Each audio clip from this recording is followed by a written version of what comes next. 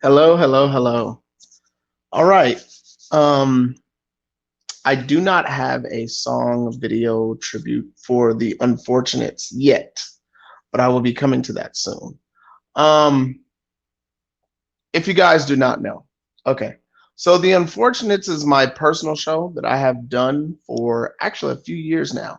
As you can read right there on the bottom, this is my third season. This is my first episode. I always wait a couple of weeks so I could determine who's the unfortunate teams. And usually throughout the week, I usually talk about not really the unfortunates, but it's more so the disappointments. I'm leaning towards combining the disappointments and putting them on the unfortunates. If not, I will definitely be putting the the guys who just didn't do that great that Sunday or that week after Sunday, and I'm gonna pop it on Monday before Monday Night Football. But as of right now, this is my first official episode of The Unfortunates via camera. And I will still keep it on podcast. I will be posting. It will be on my personal podcast, and that will be in the mic, this episode of The Unfortunates. And also, I'll be posting it to the Sports Daddy TV podcast that we consistently do every week. And if you can't get with me on that, you can also get with Big Chief on that. Big Chief handles that as well, as much as we both do. It's the first episode, so kind of happy. So right now, what this is really designed to do is to point out the flaws of the bottom five teams in the league, and then try and find a positive inside of those negatives. Because I'm all about flipping. I'm all about flipping. Now, this also means that if I dog your team, it's just the fact that it's unfortunate. I love football. Everybody talks about the top fives. Major injuries we talk about. I actually have none to talk about today. We also talk about my rankings, and actually, I didn't even do my game list, which I'll do. So my game list is usually based upon who's on my unfortunates. I pick the games that they're playing. Um, I will do that at the very end of the episode. So right now, we will talk about number 32, who, in my estimation, is the worst team in the NFL. Look, when I say the worst team in the NFL, I would love to be on the worst team in the NFL and to do something. I commend every single NFL player for what they do with their bodies and for the skill sets that they have and trying to do what they do for a career. Anybody who loves this game or has played football will completely understand they don't care which NFL team, you would want to be on it too. So, you guys are probably wondering who I think is the worst team before the season starts here in 2 days. So, right now, and I honestly didn't think I had a whole lot to say, but I think I now have a whole lot more to say about them than I originally had. Let's start here. The Atlanta Falcons. Okay. Um, it's a little personal, maybe because Arthur Smith, who's the head coach of the Atlanta Falcons, used to be my offensive coordinator in Tennessee, and we miss him terribly. And Marcus Mariota used to be our quarterback, and he knows that system. In my own personal notes, I guess my scripted notes, Marcus has no excuse. He knows the playbook, playing like he hasn't grown in the last 3 seasons. To me, that sounds pretty accurate. I don't know about you guys, but if you guys are an Atlanta Falcon fan and you guys are sick and tired of kind of like, Atlanta blowing games, I just, I love Marcus Mariota's work ethic, attitude, but I wish he was as aggressive as he was at Oregon, because now he has an offense and a coach that can lean towards that. And unfortunately, the unfortunate, He's only probably going to get 3 or 4 weeks before they start talking about Ritter, who is their rookie quarterback from Cincinnati, who they have a similar skill set. But we'll see what happens. Before I get to the next bullet point.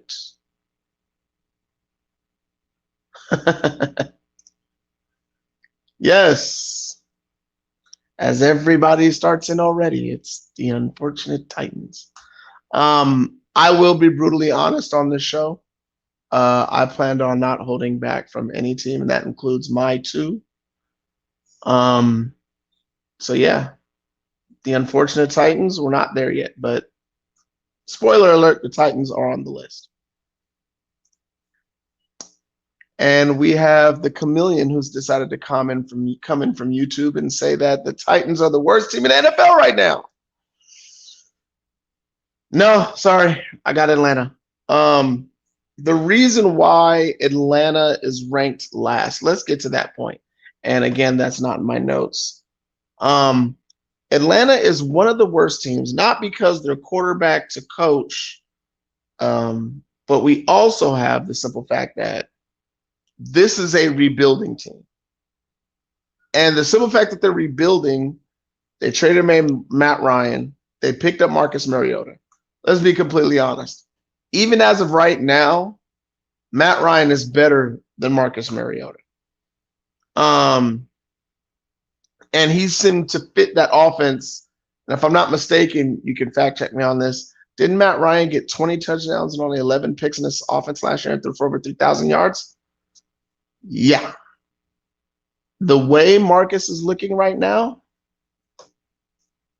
I don't know. My next guy to talk about is Arthur Smith. He is the head coach of the Atlanta Falcons. He's a former Tennessee Titans offense coordinator. So I'm very familiar with what the Falcons are doing. They are a physical team up front. I wish your defensive line matched that up front. Here's my note, and I believe this act. Arthur Smith, I believe he is better at his job than has shown up this year. Last year, it was shocking how well they played, and yet we're in the beginning of the season. They held their own against the Rams, and it's good that they did that because it shows that they got heart. But I have one problem with Marcus Mariota, and Marcus Mariota ran into this problem. He never threw players open. He only threw to open players. This is a huge problem. And the reason why I bring that up, my third and final fact for the Atlanta Falcons, Kyle Pitts. We're 2 games in. He's a top 5 tight end in the NFL. I have no doubt, no fact, okay? He has 4 catches, 38 yards, and no touchdowns. That's unexcusable. I know this might sound silly, and you guys are probably going to hear me say this a lot during this season. I have a feeling with the money that's been thrown out with quarterbacks nowadays, NBA influence is going to start affecting the other positions, like wide receiver, tight end, possibly running back, left tackle. Quarterbacks are ridiculous, okay? So let me ask you a question. If you know you're a top 5 player at your position, would you want to go back to a losing franchise? We just saw Kevin Durant try to force his way out of New Jersey. I have a feeling, and these NBA and these NFL players are very close now. I have a feeling with the OBJs in the world and some of these players that NBA influence is going to start affecting a lot of these offensive players. And that's it for number 32. So I did mention a little bit from number 31. I think it's really kind of obvious at this point. Let's go ahead. Boom, the Indianapolis Colts. Okay, why are they at number 31 and not the bottom? Honestly, don't know. They have one of the top 3 running backs in the league between Nick Chubb, King Henry, and Taylor. And yet, in 2 games, they've scored 20 points. And that equaled in a tie, if I'm not mistaken. I'm sorry. The Colts are 0-2, right? So let me get to the point. We saw what happened when Michael Pittman didn't play last week. They can't move the ball at all. They put 8 in the box, 9 in the box, and said, okay, dare us to beat you running the ball because Matt Ryan's not that guy anymore. So that pushes me to another question. And before, let me read the first note. Michael Pittman Jr. being out 1 week shows just how underdeveloped the wide receiver depth is in Indy. That's a fact. So let's see. This is Matt Ryan's 5th year. And my second question is, I have a question for all of you. Is Matt Ryan done in the NFL? Is this his last year? If it is, 15 years. He was one of those guys I didn't believe in, but he's one of those guys. I mean, come on. He was at Boston College and he threw more interceptions and touchdowns. And yeah, he had phenomenal footwork, but he was never that guy. He was never that guy. Some people argue that he was better than Jimmy G because he played better in the system than Jimmy G did.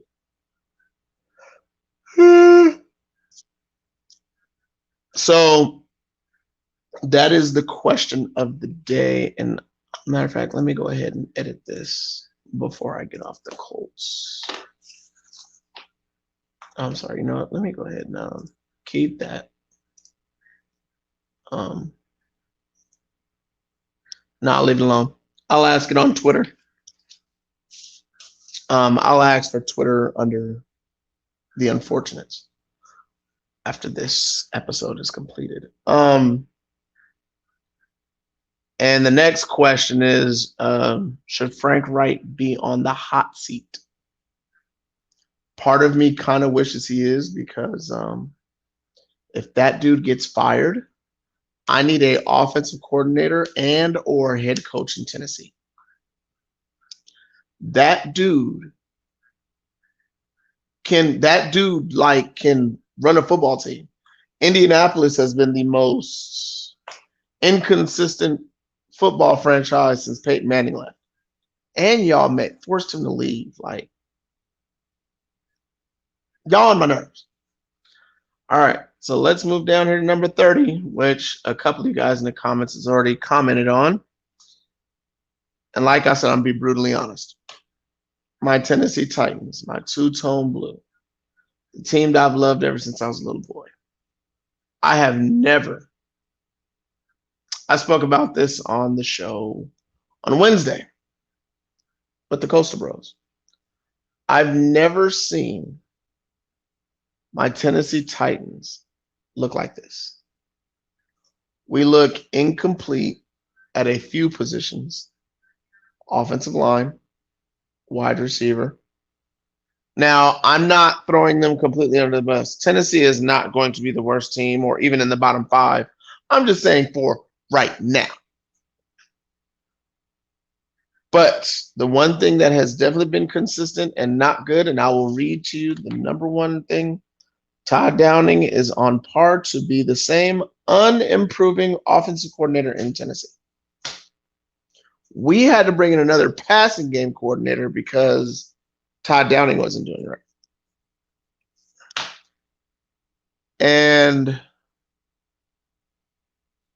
I'm one of those guys. I'm a defensive guy all the way, without question, without any doubt. And there's no but there. You need to play aggressively always. The Baltimore Ravens just proved why. If you take your foot off the gas, there's a bunch of those games named Tyreek Hill or somebody else is waiting to catch touchdowns on teams that just feel like the game's over. And yeah, I quoted that. I air quoted that. I know. So I'm hurt that my Tennessee Titans are really going through this struggle. The O-line in the draft and free agency didn't help. Half of that is fact, and the other half of that is a huge question mark. The free agency for the offensive line, we're not sure about yet because we got one guy who was a former starter from the Carolina Panthers who every Tennessee Titan fan talked about badly, by the way. I'm still waiting to see if we rotate Daly in and out. And we actually do have an injury to our left tackle who we all love. But the draft, I spoke about this on Wednesday, and I spoke about this during the draft. I felt as I was watching the Tennessee Titan draft, it was to say that we are rebuilding. When we have a very expensive defense, when we don't have any really professional offensive coaches to speak of, and we got a new quarterback when we all know that Ryan Tannehill is going to cost next to nothing to get rid of towards the salary cap. So the question is Tennessee, do the players know something that I don't? Are we rebuilding? That's the question. And the reason why I'm asking this question is because I think I've said it for like the last 4 or 5 days now. We're playing like we have no identity. And it hurts. I do a show with 3 other guys. I have 2 teams. My Arizona Cardinals look really flat until the end of that Raider game. They said, oh no, we're going to do what we do. We're going to rely on our talent. Okay. So, and that's that. My Cardinals got talent. Tennessee has talent all over the place. Why our offensive coordinator is not leaning towards the talent that we have on the team is beyond me. Statistically, he's near 70% run, pass, punt, pass, run, pass, punt, and then run, pass, run. And that's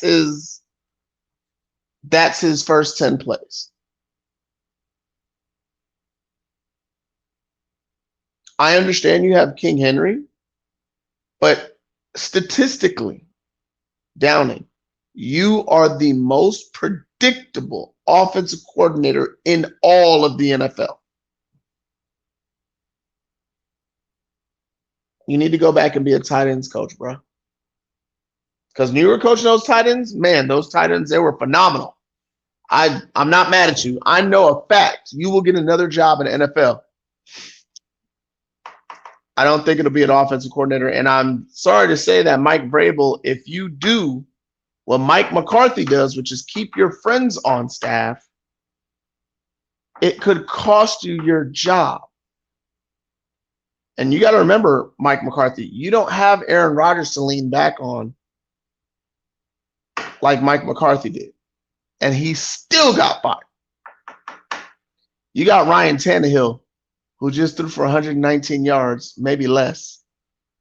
That dude in this offense and a guy that you hired for offensive coordinator is going to make you look bad at it, no matter how much I like you. And after that emotional bit, sorry, Big Chief, if you're watching, I'm going to go after your wife here a little bit. Sorry. The Chicago Bears are number 29. The number one thing about the Chicago Bears, we all know they're rebuilding. 2, they have the worst, I want to say the second worst offensive line. The Giants' offensive line all of a sudden looks like, wait, we can play football now. The Bears' offensive line looks like Justin Fields is running for track and field for the Olympics. Again, I said I'm going to use this quote. Question, do they want Justin Fields as their future? The way they're treating him in this offense, I don't know. I would rather have Justin Fields over Ryan Tannehill. I would take Justin Fields over Cooper Rush. I would take Justin Fields over a few more quarterbacks. A few more. I could refer back to the list, but I'm not going to do that today. If I do, going to have that quarterback argument is going to be with the Chameleon and Big Chief.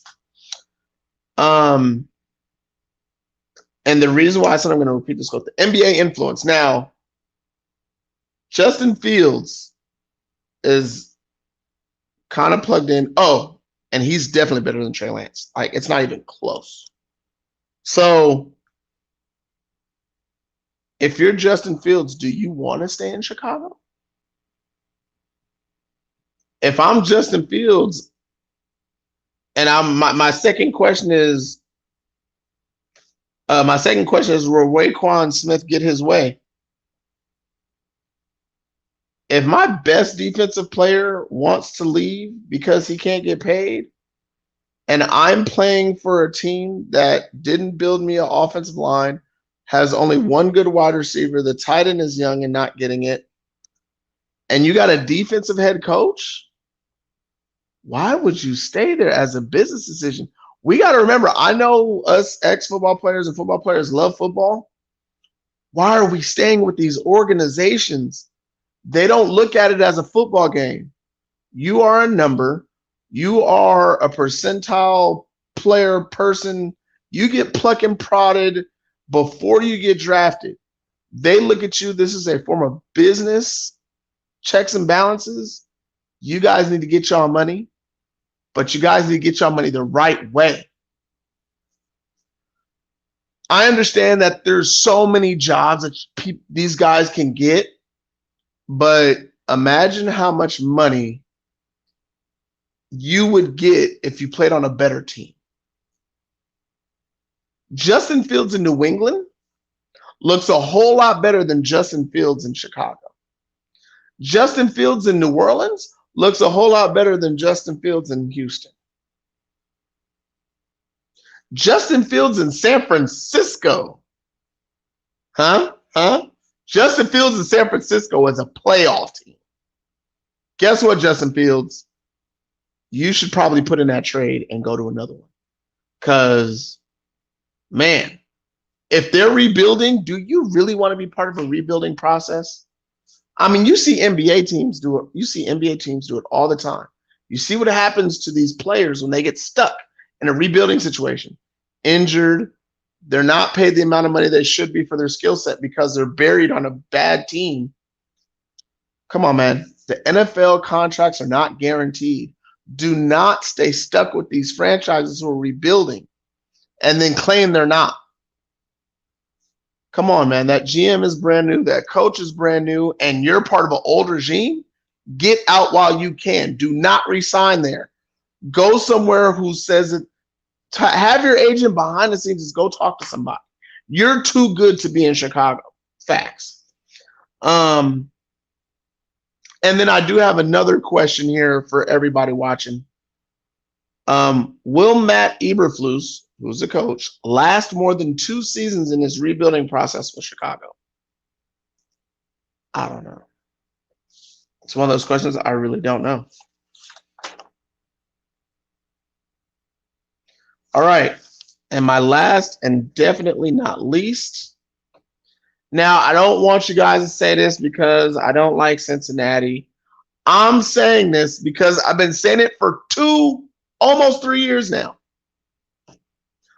The coach for the Cincinnati Bengals is going to get fired soon. I'm going to tell you right now. Okay.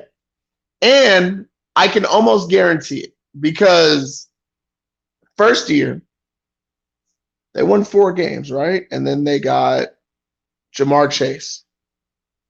Then they went to a Super Bowl. This is beautiful, right? Beautiful for my prediction. So the Cincinnati Bengals went to a Super Bowl, right? So you go to a Super Bowl, your offensive line is terrible. So what do you do in the offseason?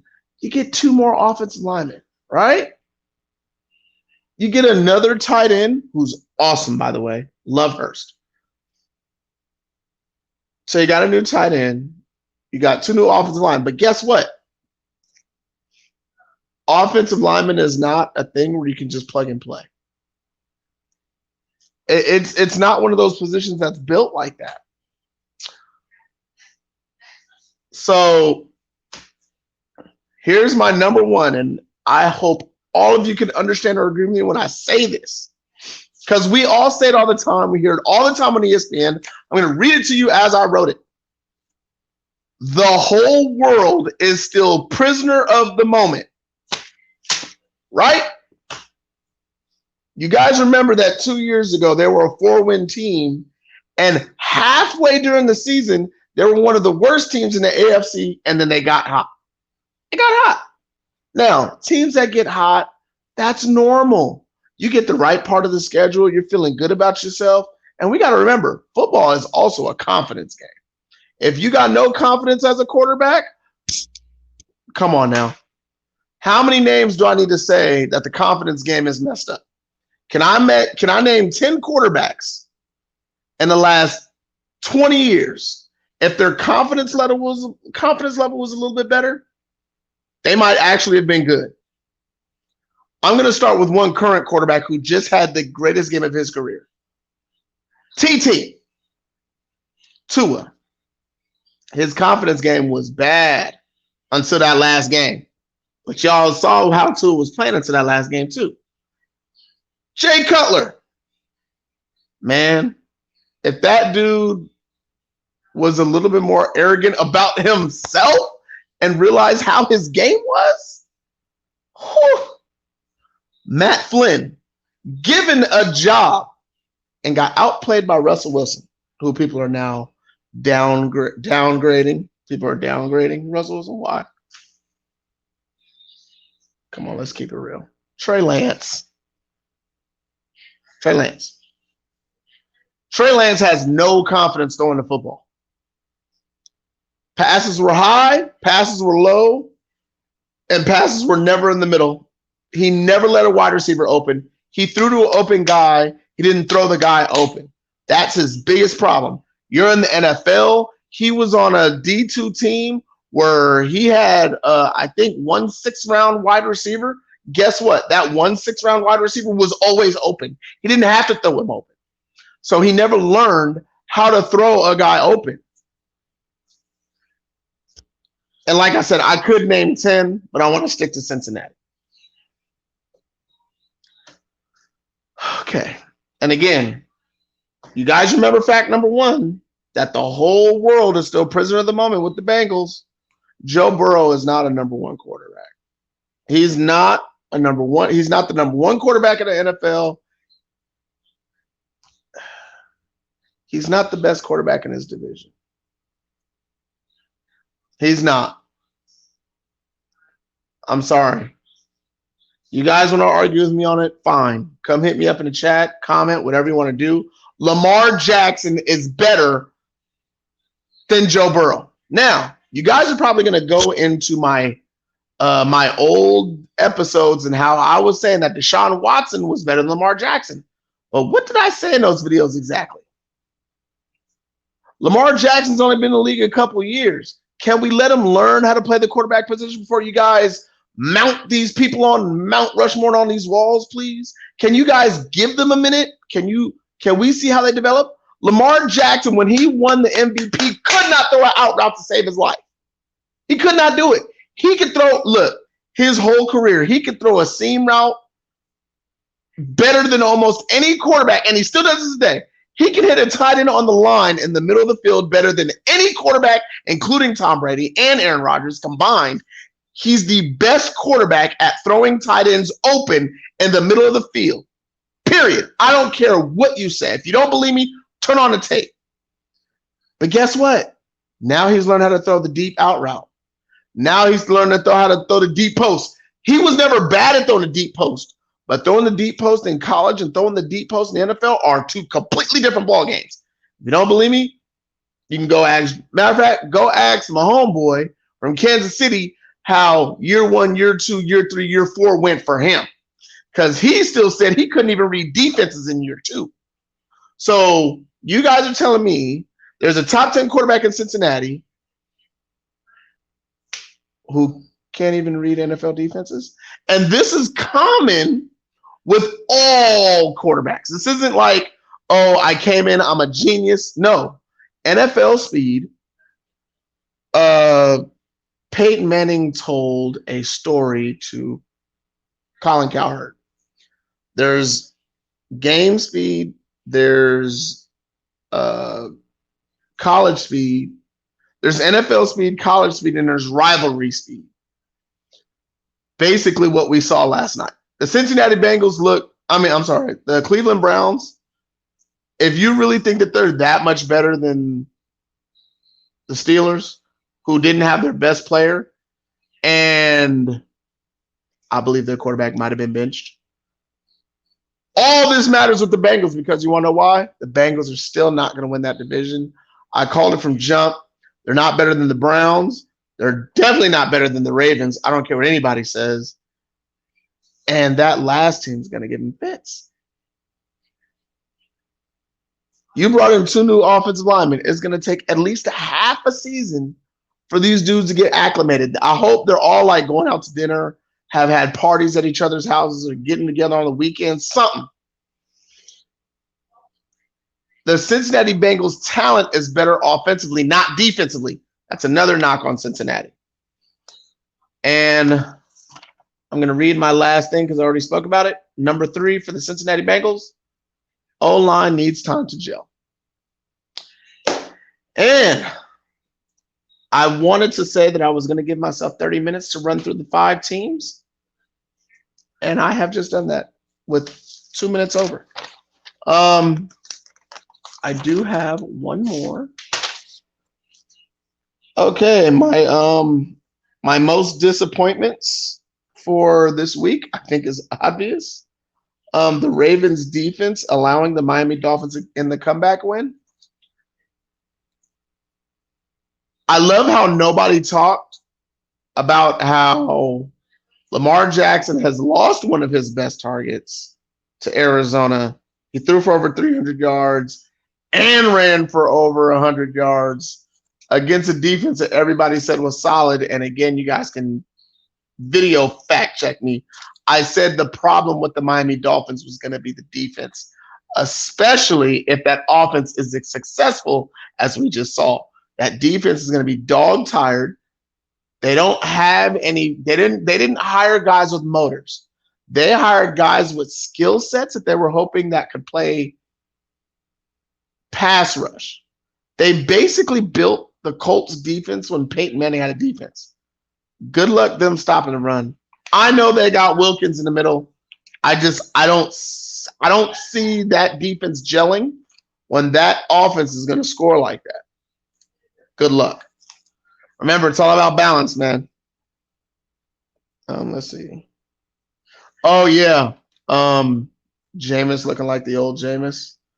Man, that dude really needs to go. Man, he got LASIK surgery. But you know what it is?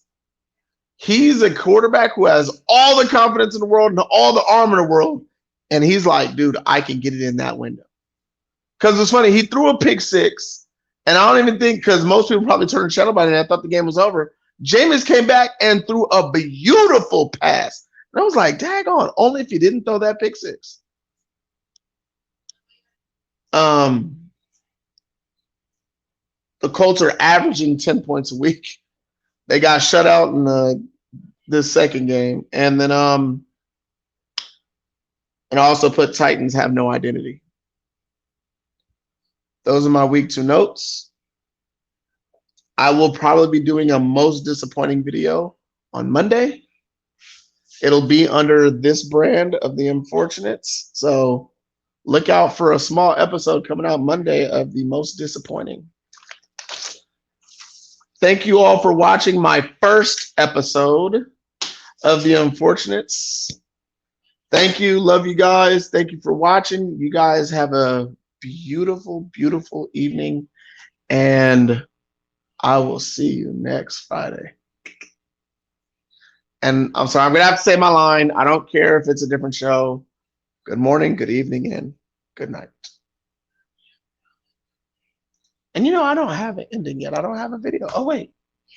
Oh wait, no, I don't. I don't have it on here. All right. Peace.